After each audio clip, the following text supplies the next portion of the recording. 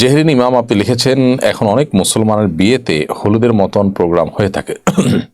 ফিতনার আশঙ্কা আমি সেখানে অংশগ্রহণ করিনি। এখন সেই হলুদের অনুষ্ঠান থেকে যদি কেউ আমার জন্য খাবার পাঠায় তাহলে কি সেই খাবার খাওয়া জায়েজ হবে? বোন জেহরিন,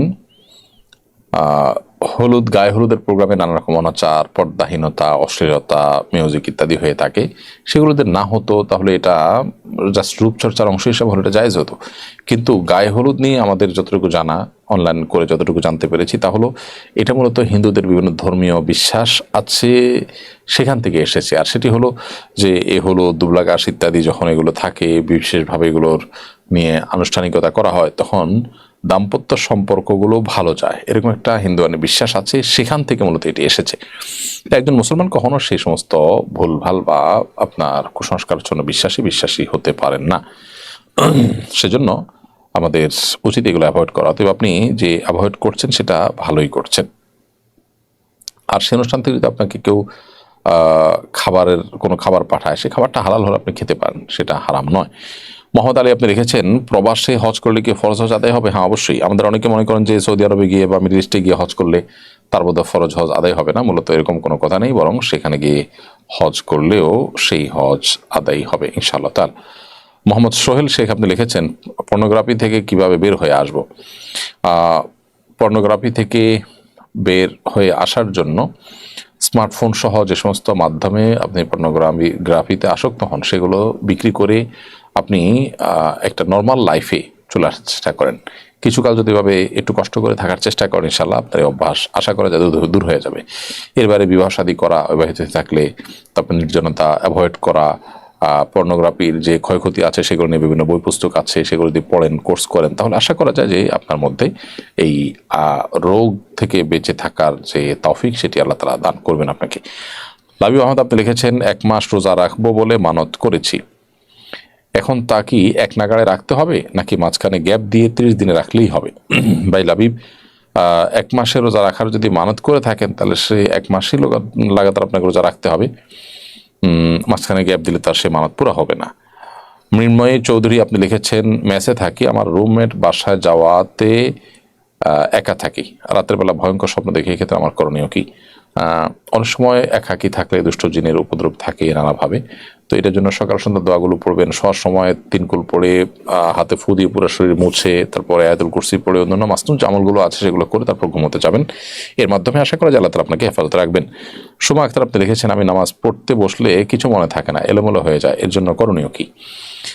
বোন সুমা,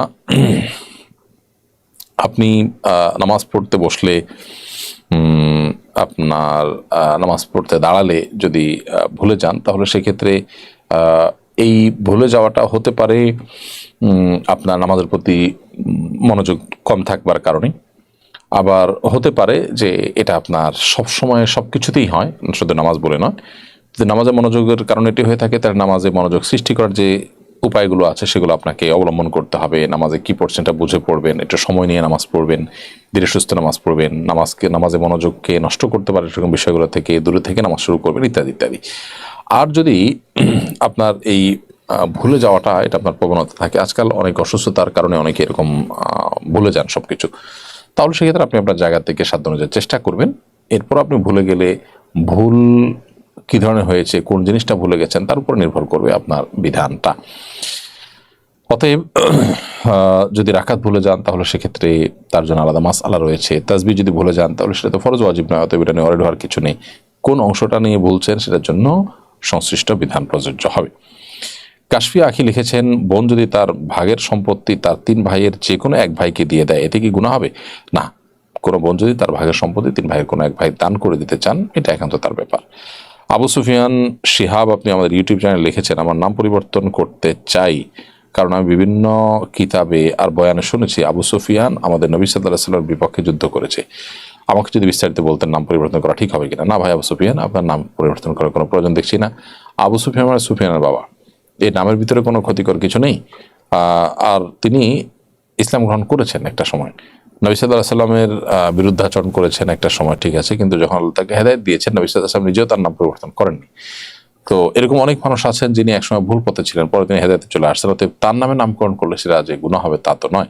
তিনি এই নাম নিয়ে দুনিয়া থেকে যদি যদি যেতেন ইমান নানা অবস্থাতে, তাহলে সেক্ষেত্রে আপনার এই ধারণাটা হয়তো যৌক্তিক হতো।